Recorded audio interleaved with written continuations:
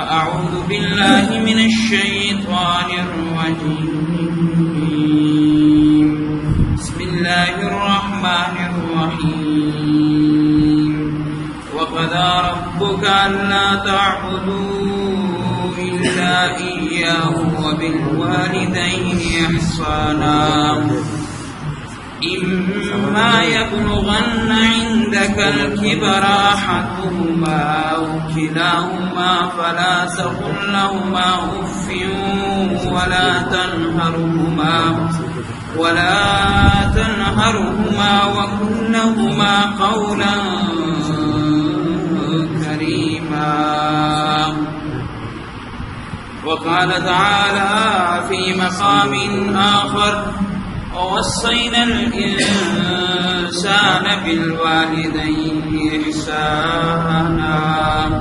وقال النبي صلى الله تعالى عليه وسلم رضا الرب في رضا الوالد وسخط الرب في سخط الوالد.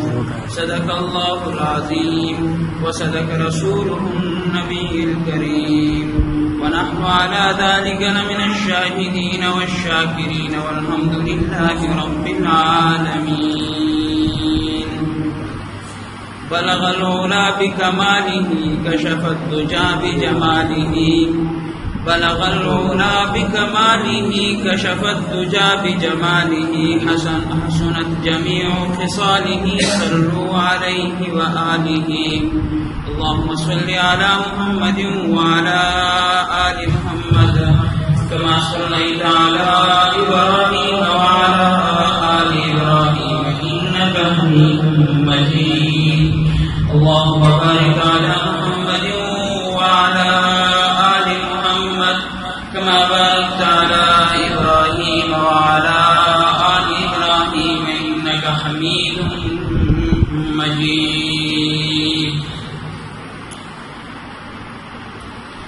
قدر سامعین، امت مسلمہ کے غیور مسلمانوں، آج آپ کے سامنے جس موضوع پر لب کشائی کی جسارت حاصل کروں گا وہ والدین کے حقوق، اس کے بارے میں چند ایک عرضات پیش کروں گا.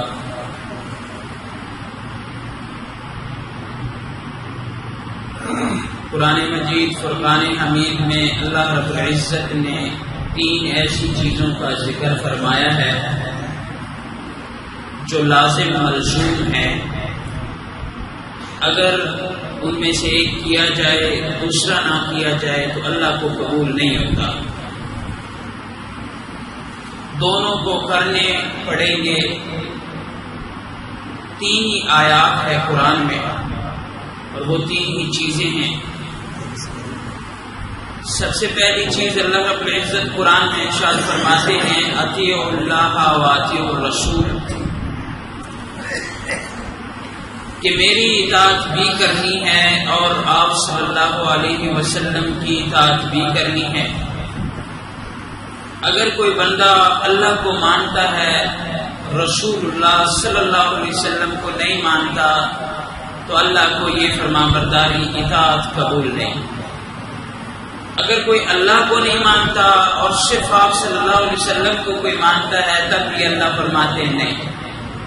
یہ دونوں چیزیں لازم ملزوم ہیں. اطیعوا اللہ و اطیعوا الرسول، اللہ کی اطاعت بھی لازمی ہے اور رسول اللہ صلی اللہ علیہ وسلم کی اطاعت بھی لازمی ہے. دوسری چیز جو لازم ملزوم ہے، رب تعالی قرآن مجید میں ارشاد فرماتے ہیں اقیموا الصلاۃ وآتوا الزکاۃ، نماز کو قائم کرو اور زکوٰۃ کو ادا کرو. اگر کوئی امتی نماز پڑھتا ہے اور زکوٰۃ ادا نہیں کرتا تو اس کی دنیا حرام ہے اور وہ حرام مال کھانے کی وجہ سے اس کی نماز قبول نہیں ہوتی. تو اس وجہ سے یہ بھی لازم ملزوم ہے.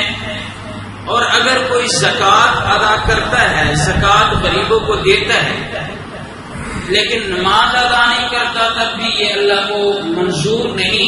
اللہ رب العزت فرماتے ہیں کہ یہ لازم ملزوم ہے. اقیم الصلاۃ وآتوا الزکاۃ، زکوٰۃ کو بھی ادا کرنا پڑے گا اور نماز کو بھی ادا کرنا پڑے گا. تیسری چیز جو اللہ رب العزت نے لازم ملزوم طور پہ ذکر فرمائی ہے، ان اشکر لی ولوالدی، کہ میرا شکریہ بھی ادا کرنا ہے اور والدین کا شکریہ بھی ادا کرنا ہے.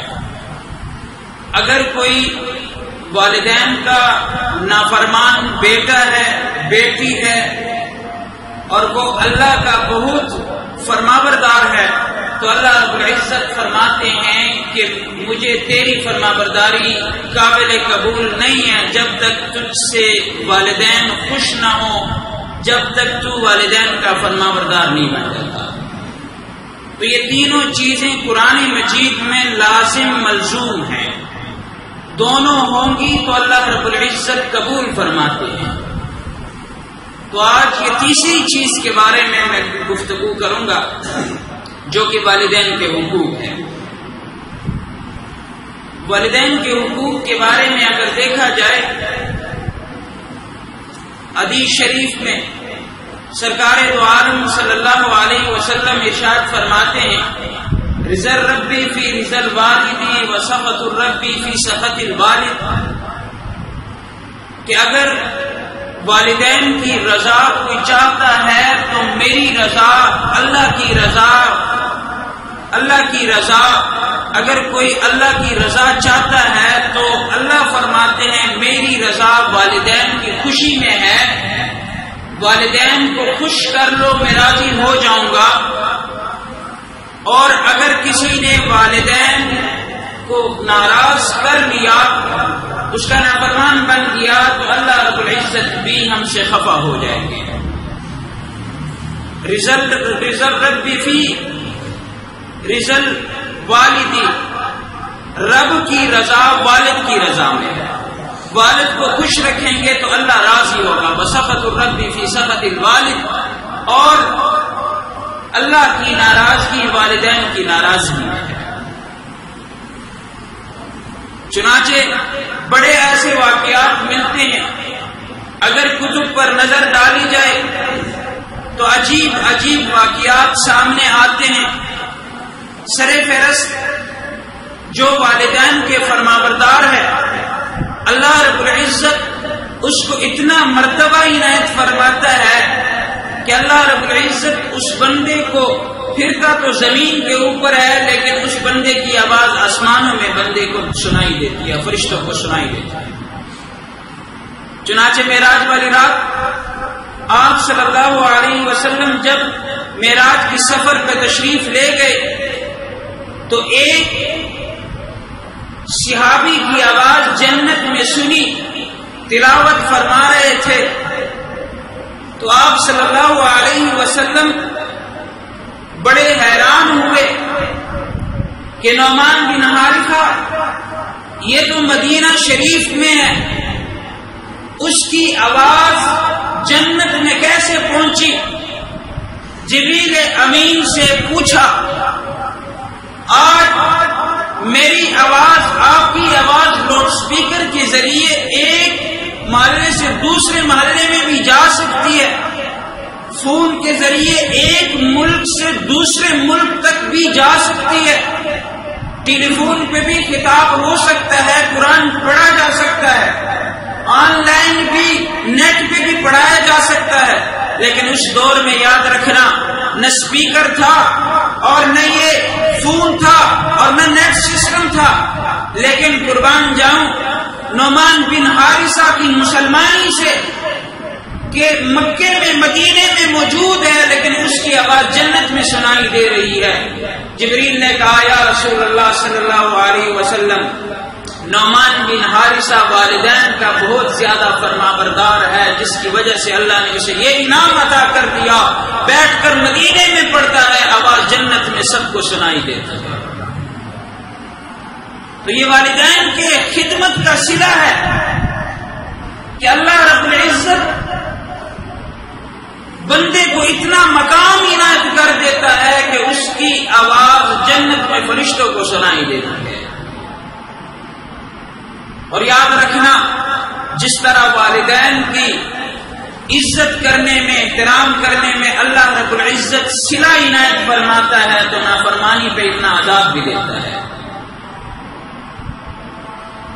ہمارے استاد محترم شیخ الحدیث والقرآن امام العرب والعجم ڈاکٹر سید شیر علی شاہ صاحب نور اللہ مرقدہ حضرت حسین رضی اللہ تعالیٰ عنہ کے اولاد میں سے تھے۔ یہ وہ شخصیت تھے جب وفات پا گئے تو ان کی قبر سے جنت کی خوشبو آنے لگا۔ عام شخصیت نہیں، امام الاولیاء ہے۔ وہ ایک واقعہ بیان کرتے تھے کہ ایک بزرگ جا رہے تھے ایک قبرستان کے پاس، عصر کے ٹائم پہنچے تو وہاں پہ کیا دیکھتے ہیں کہ ایک قبر چیرا جاتا ہے اور قبر سے ایک بندہ نکلتا ہے۔ جسم تو انسان کا ہوتا ہے لیکن اس کا دھڑ، اس کا سر گدے کا ہوتا ہے اور گدے کی طرح آوازیں دو تین دے کر واپس غائب ہوتا ہے۔ فرمایا کتابوں میں یہ واقعہ ملتا ہے، عوام بن اوشب اس کا نام تھا۔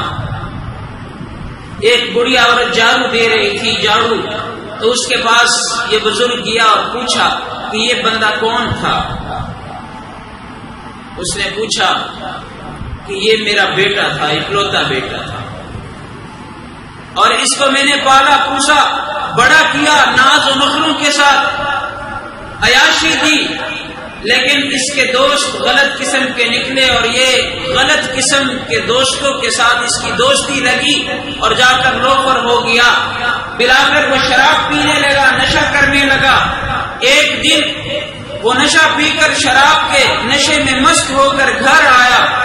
میں بار بار تاکیداً اسے کہتی کہ بیٹے ان دوستوں سے رک جاؤ، یہ دوست تیرے کام آنے والے نہیں ہیں، یہ تو شرابی ہے، زانی قسم کے لوگ ہیں، ان سے آپ رک جائیں۔ تو اس نے شراب کے نشے میں مست ہو کے میری بھی ادبی کی اور مجھے یہ بھی کہا کہ چپ ہو جا، ہر وقت مجھ پر گدی کی طرح ہانکتی رہتی ہو، مجھے چھوڑتی بھی نہیں ہو، انجوائے کرنے بھی نہیں دیتی۔ ماں کو گدی کہا کہ تو گدی کی اولاد ہے، تو ماں نے اس کو بد دعا دی۔ اس کے بعد یہ جب فوت ہوا تو اب اس دن سے لے کر آج تک ہر عصر کے ٹائم اس کا قبر چیرا جاتا ہے اور یہ قبر سے اوپر سر نکالتا ہے اور سر اس کا گدے کی طرح ہوتا ہے اور گدے کی طرح آوازیں دیتا ہے۔ یہ دنیاوی عذاب ہے اس کو ملا۔ والدین کے نافرمانوں کو بہت سخت عذاب ملا کرتا ہے۔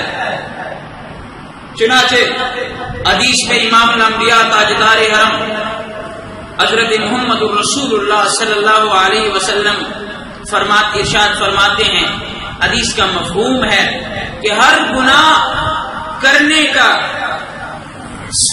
کی سزا اللہ پاک مؤخر کر سکتا ہے، مؤخر کر دیتے ہیں آخرت تک، لیکن ایک ایسا گناہ ہے کہ اللہ پاک اس میں تاخیر نہیں فرماتے، کسی کو مہلت نہیں دیتے، وہ والدین کی نافرمانی ہے۔ دنیا میں ہی اسے بدلا عطا کر دیتے ہیں۔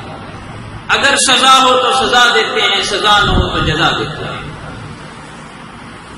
تو میں عرض کر رہا ہوں، اسی طرح دوسری حدیث میں آپ صلی اللہ علیہ وسلم ارشاد فرماتے ہیں، جو صبح کے ٹائم والدین کے چہرے کی زیارت کرتا ہے تو رات تک 2 جنت کے دروازے اس آدمی کے لیے کھول دیے جاتے ہیں۔ اب جس کے والدین زندہ ہیں تو اس کے لیے بڑی خوشی کی بات ہے۔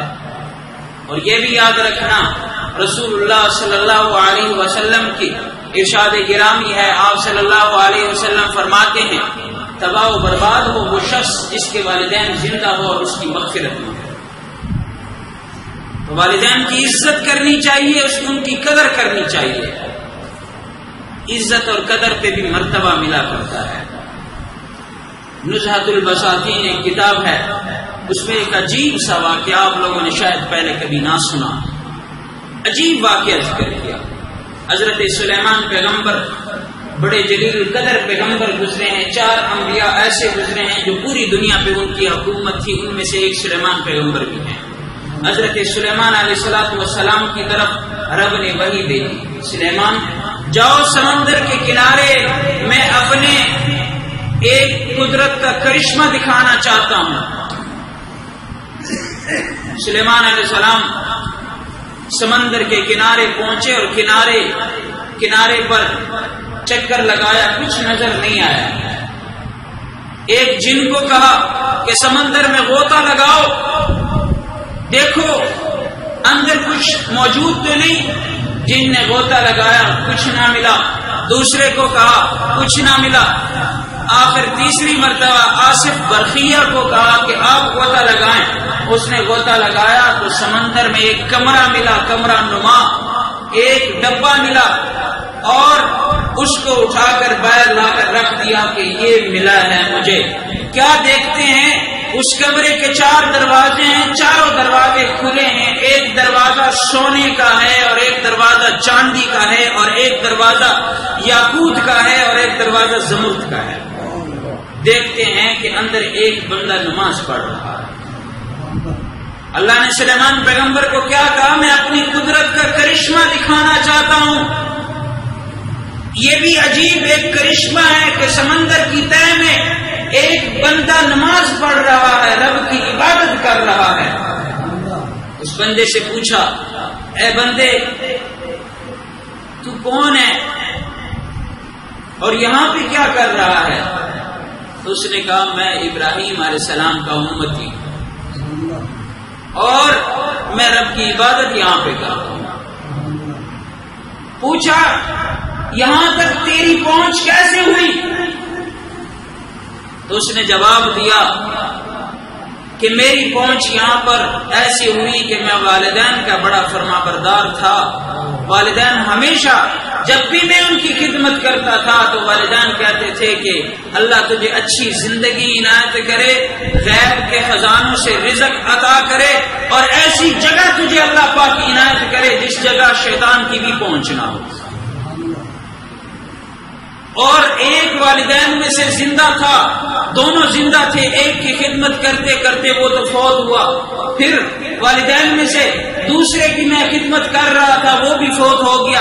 تو میں دریا کے کنارے چل رہا تھا، اس سمندر کے کنارے چل رہا تھا، اچانک میں نے اس سفید کمرے کو دیکھا اور اس کی کھڑکیاں کھلی تھی۔ میں اندر گیا دیکھنے کے لیے، جو ہی میں اندر گیا تو فرشتوں نے وہ اچانک وہ کمرہ اٹھا لیا، وہ ڈبہ اٹھا لیا، سمندر کے تہہ میں اتار دیا، اور اس دن سے آج تک میں سمندر سے باہر نہیں نکلا، اور میں رب کی عبادت وہاں پہ کرتا ہوں۔ سلیمان پیغمبر نے پوچھا، اور اللہ کے بندے تجھے رزق کہاں سے ملتا ہے؟ تو کھاتا کیا ہے؟ تو اس نے جواب دیا کہ میں سمندر کی تہہ میں ہوتا ہوں، لیکن اللہ کی قدرت کا کرشمہ ہے، ایک باز آتا ہے زرد قسم کا چیز اٹھا کر میرے پاس لاتا ہے، اور میں جب اسے کھاتا ہوں نہ مجھے تھکاوٹ محسوس ہوتی ہے، نہ مجھے بھوک محسوس ہوتی ہے، نہ پیاس محسوس ہوتی ہے، نہ زیادہ نیند آتی ہے، بس میں اللہ کی عبادت وہیں پہ کرتا رہتا ہوں۔ سلیمان پیغمبر نے کہا، چلو اللہ کے بندے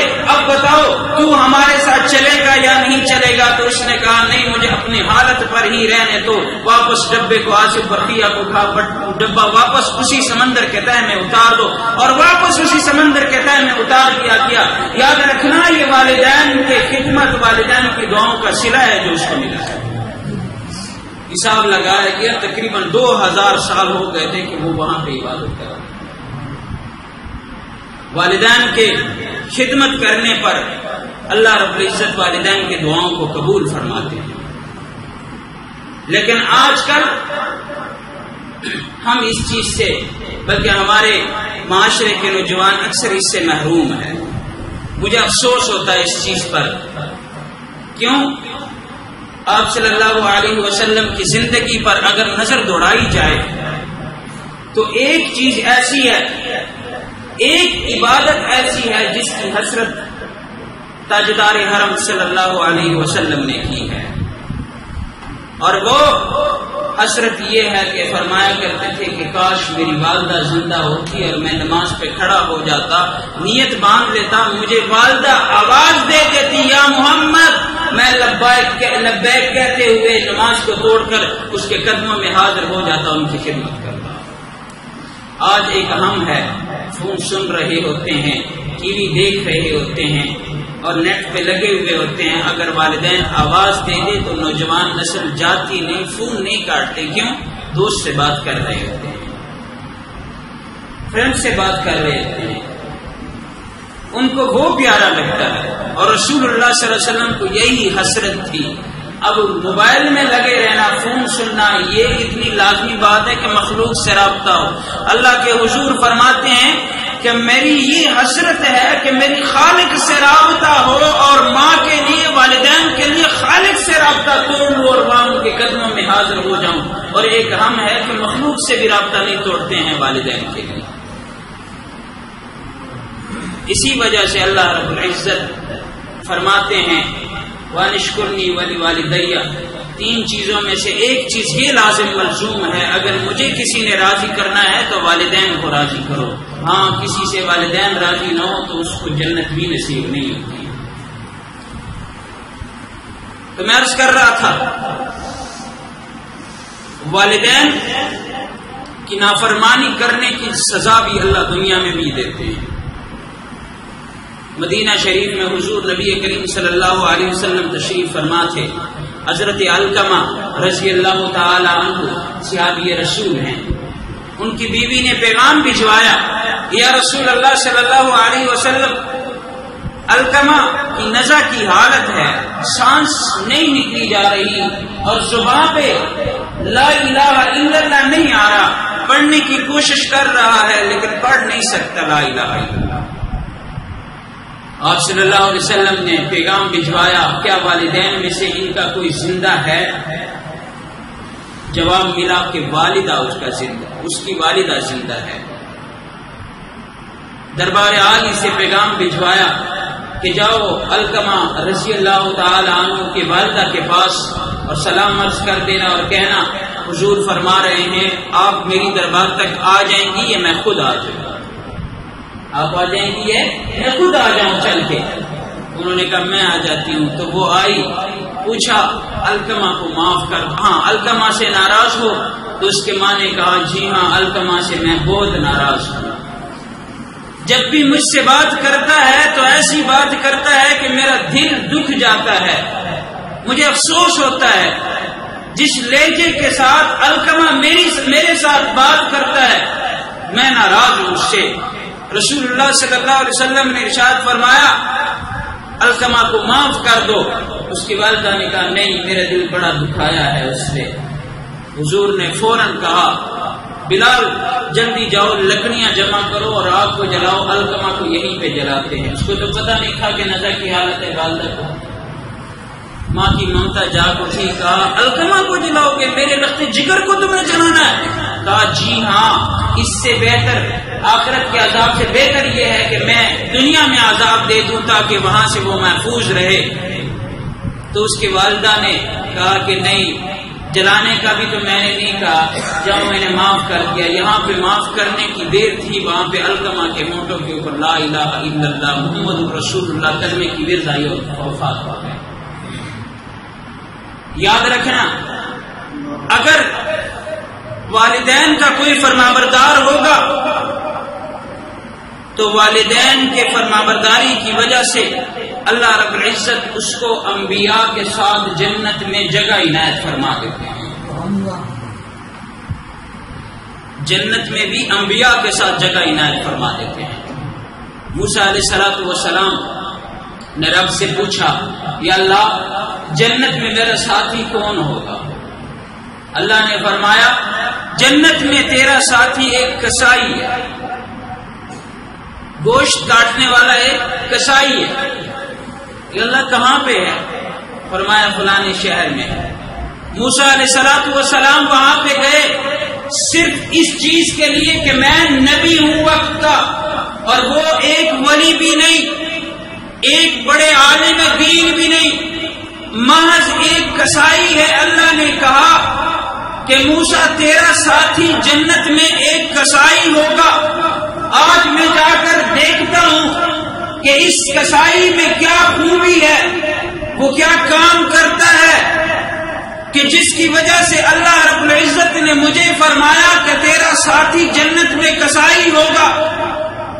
لوگوں سے پوچھا فلاں کسائی کہاں پر ہے، ان کی رہنمائی کر دی گئی کہ فلاں پٹھے پہ جو بیٹھا ہوا ہے وہ کسائی ہے. میں وہاں پہ گیا، صبح سے شام تک کھڑا رہا، وہ گوشت کاٹتا گیا، لوگوں کو دیتا گیا. میں نے کوئی خاص عمل اس کا نہیں دیکھا. بالآخر جب وہ گھر جانے لگا، تھوڑا سا گوشت اپنے تھیلی میں ڈال کر ساتھ لے کے جانے لگا. میں نے کہا اے اللہ کے بندے، مجھے بھی مہمان بنا کے اپنے ساتھ لے جاؤ. اس نے کہا کیوں نہیں، آ جاؤ میرے ساتھ. چنانچہ گھر میں لے کے گئے. وہاں پہ میں نے دیکھا موسیٰ علیہ السلام نے فرمایا ایک کجاوا تھا، ایک ٹوکری تھی، اس میں ایک بوڑھی سی ماں، بالکل ادھیڑ عمر کی بوڑھی سی ماں پڑی ہوئی تھی. اس بندے کو میں نے دیکھا، اس نے روٹی بنائی، روٹی کا شریر بنایا اور اس گوشت کو پکایا اور گوشت کو اٹھا کر اس کے منہ میں دیا. اس کو صحیح طریقے سے سیر کرا کے، روٹی کھلا کے اس کا منہ اور ہاتھ صاف کر دیے اور باہر کسی نے دستک دی. یہ بندہ باہر نکلا اور اس ماں کی زبان ہلی. میں نے ذرا یہ پوچھا کہ یہ تیری ماں کیا کہہ رہی ہے؟ تو اس بندے نے کہا میری ماں بھی عجیب ہے نا، میں جب بھی کھانا کھلاتی ہوں تو مجھے یہ دعا دیتی ہے یا اللہ اس میرے بیٹے کو جنت میں موسیٰ کا ساتھی بنا. وہ باہر دستک ہوئی، بیٹا باہر نکلا. موسیٰ علیہ السلام نے اس کی والدہ کی دیدار کی، والدہ کی روح پرواز ہو گئی. اندر آئے تو کہا میں ہی موسیٰ ہوں، آپ کی والدہ جو تجھے دعا دیا کرتی تھی ہر روز. میں نے اللہ سے پوچھا، اللہ نے کہا یہ کسائی تیرا ساتھ ہوگا جنت. تو یہ ماں کی دعاؤں کا صلہ ہے. یاد رکھنا، اگر والدین کی فرمانبرداری بچے کریں گے، نوجوان کریں گے تو اللہ رب العزت بڑا کچھ عنایت فرما دے گا. طور کے مقام پہ موسیٰ علیہ السلام جا رہے تھے، رب کی طرف سے وحی آئی، موسیٰ صحیح چلا کرو. رب سے موسیٰ نے پوچھا کہ اللہ میری چال چلن تو وہی پرانی ہے، جس طرح میں پہلے آیا کرتا تھا اب بھی ایسے آیا، میں نے کوئی تکبر تو نہیں کیا. اللہ رب العزت نے فرمایا موسیٰ چال چلن تو وہی ہے، لیکن مصیبتیں جو آیا کرتی تھی، تیری والدہ پہلے زندہ تھی، ان کے دعاؤں کی برکت کی وجہ سے تجھ پر مصیبتیں تجھ سے ٹال لیا کرتی تھی. اب تیرے دعاؤں کا دروازہ بند ہو چکا ہے، لہذا صحیح سوچ سمجھ کے چلا کرو، کہیں ٹھوکر تجھے نہ لگ جائے. تو میں عرض کر رہا ہوں، والدین کی فرمانبرداری کا صلہ اللہ رب العزت اس دنیا میں بھی عنایت فرماتا ہے. حقوق والدین کتاب ہے، اس نے ایک واقعہ ذکر کیا ہے. ایک بچہ تھا، ایک آدمی تھا، اس کے والدین بوڑھے تھے.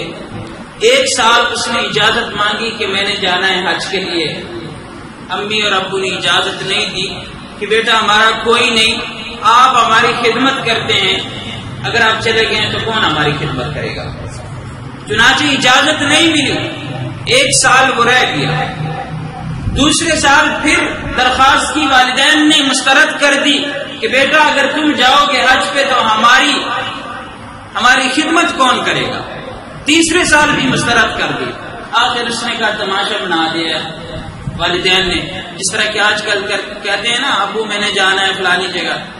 ابو 1 مرتبہ منع کر دے، 2 مرتبہ، تیسرے مرتبہ نہیں پوچھتے، نوجوان نسل نکل جاتی ہے، چلی جاتی ہے. لیکن یاد رکھنا، والدین کی نافرمانی کا صلہ اس دنیا میں اللہ رب العزت عنایت فرما دیتا ہے. جیسا کہ رسول کریم صلی اللہ علیہ وسلم کی حدیث میں نے ذکر فرما دی. مفہوم حدیث یہی ہے، تمام گناہوں کے سزا کو اللہ پاک مؤخر فرما دیتے ہیں، لیکن والدین کے نافرمانی کی سزا اللہ پاک مؤخر نہیں فرماتے ہیں، دنیا میں بھی عنایت فرما دیتے ہیں. یہ بندہ چلا حج کے لیے. پہلے تو ہوائی جہاز نہیں ہوا کرتے تھے، پیدل چلتے تھے، پیدل سفر ہوا کرتے تھے۔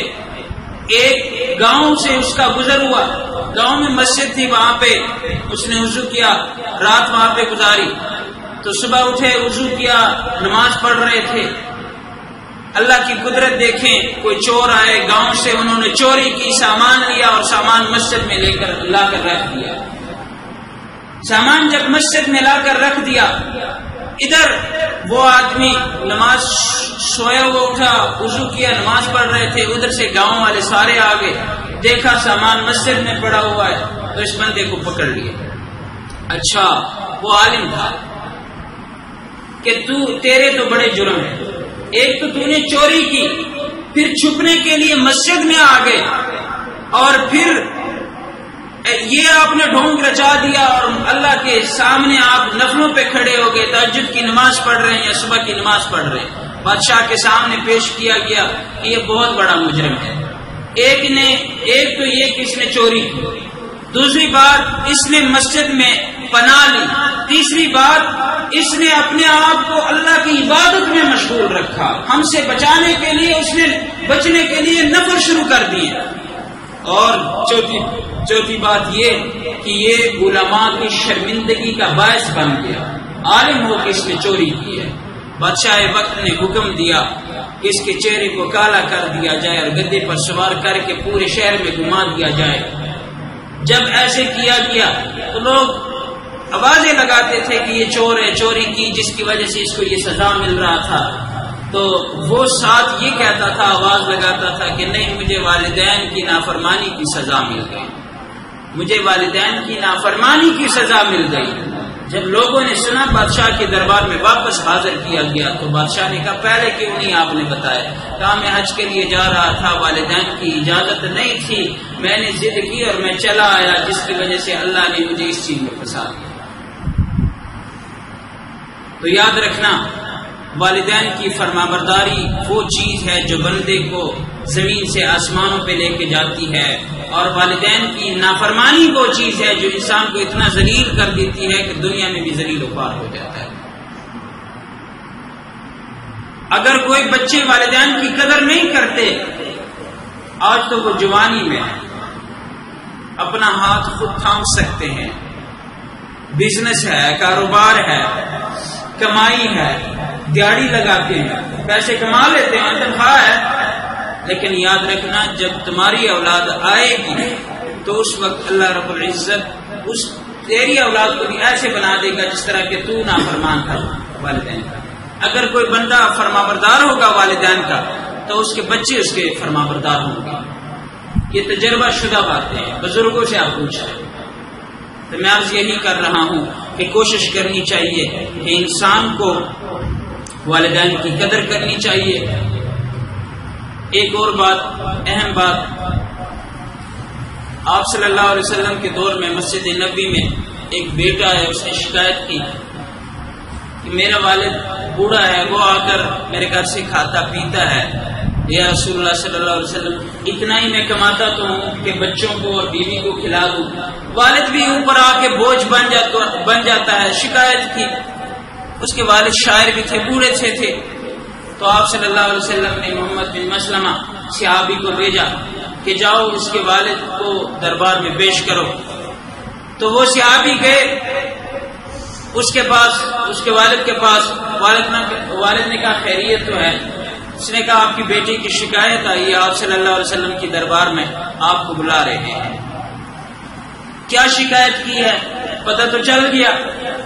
اس کے والد بڑے پریشان ہوئے، دل میں رونے لگے، آنکھوں میں آنسو، شاعر تھے، شاعری کی حالت میں یہ قصہ اپنے آپ سے بیان کر رہے تھے کہ اللہ، وہ بھی ٹائم تھا جب میرا بچہ چھوٹا تھا، سردی کی راتیں ہوا کرتی تھی، میں اپنے بدن سے کپڑا لے کر اس کے اوپر ڈال دیتا اور میں سردی میں سو جاتا تھا۔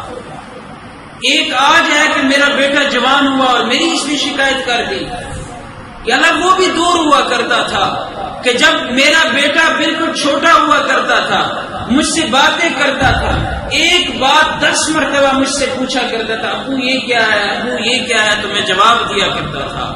آج اتنا بڑا ہو گیا کہ آپ صلی اللہ علیہ وسلم کے دربار میں میری شکایت سے کر دی، گلا گلا دل میں روئے جا رہے ہیں، فریاد کیے جا رہے ہیں۔ یا اللہ ایک وقت ہوا کرتا تھا جب میں میری انگلی تھام کر یہ بیٹا چلا کرتا تھا، جب وہ تھک جاتا تھا میں اس کو اٹھا کے کندھے پہ بٹھا کے لے کے جایا کرتا تھا۔ آج اتنا بڑا ہو گیا میری شکایت کر رہا ہے ایک روٹی کی خاطر، ایک پیسے کی خاطر۔ چنانچہ مسجد نبوی پہنچنے سے پہلے اللہ نے فرشتے جبریل امین کو بھیج دیا اور فرما دیا آقا اس بندے سے پوچھنا کہ تو نے دل میں کیا فریاد رویا ہے، اللہ کو تیری باتیں بڑی پسند آ گئی ہیں، ذرا منہ سے نکال دو تاکہ سب سن لیں۔ وہ شاعر تھا۔ اور یہ بھی ساتھ کہنا کہ اس بوڑھے پاپ پر میرا سلام ہے، میرا سلام بھی اسے کہنا۔ چنانچہ وہ شخص جب مسجد نبوی میں حاضر ہوا تو آپ صلی اللہ علیہ وسلم نے اللہ کا سلام سے جب دیا اور کہا اچھا بتاؤ راستے میں جب آپ آ رہے تھے تو آپ کے ذہن میں کیا باتیں آ رہی تھی، کون سی باتیں گردش کر رہی تھی، کیا فریاد تھا آپ کے دل کے اوپر، کیا ارمان تھے؟ تو اس نے پوچھا یہ آپ کو کس نے کہا کہ اللہ نے تجھے سلام بھیجا ہے، جبریل امین آیا ہے، اللہ فرما رہے ہیں وہ الفاظ مجھے بڑے پسند آئے ہیں، اب منہ سے ادا کر دو تاکہ تمام لوگ سن لیں۔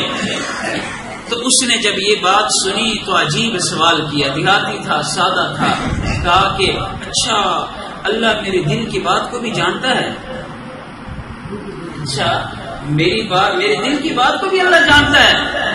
تو آپ صلی اللہ علیہ وسلم نے فرمایا جی بالکل، ان اللہ تعالی علیم بذات الصدور، اللہ تو دلوں کی بھیت کو بھی جاننے والا ہے، تیرے فریاد کو بھی سننے والا ہے، جاننے والا ہے۔ جو ہی یہ بات سنی تو اس کی روح پرواز ہو گئی، اور تا قیامت اللہ نے یہ قانون بنا دیا، آپ صلی اللہ علیہ وسلم کے منہ سے یہ الفاظ نکلے کہ انتا و مالکا لابیکا، سن بیٹے تو اور تیرا مال والدین کے لیے ہے، والدین کو اجازت ہے تیرے مال سے کھائے پیے استعمال کرے، تو نے منع نہیں کرنا۔ تو لہذا میری سب نوجوانوں سے یہی درخواست ہے جن کے والدین زندہ ہیں ان کی قدر کریں، دعائیں لیں، اگر خفا ہے تو ان کو منائیں، اور جن کے والدین دنیا سے رخصت ہو گئے تو حدیث میں بھی ان کا تذکرہ ہے منانے کا، وہ یہ ہے کہ ان کے لیے دعا کیا کریں اور مغفرت کی دعا مانگا کریں، اور ان کے جو دوست احباب ہیں یا ماں کی سہیلیاں ہیں ان کا خیال رکھا کریں، تحفے تحائف بھیج ان کو خوش رکھا کریں، اور اس کے بعد ان کے لیے اِصال ثواب بھی کیا کریں، انشاءاللہ العزیز امید ہے وہ بھی راضی ہو جائیں گے۔ وآخر دعوانا ان الحمدللہ رب العالمین۔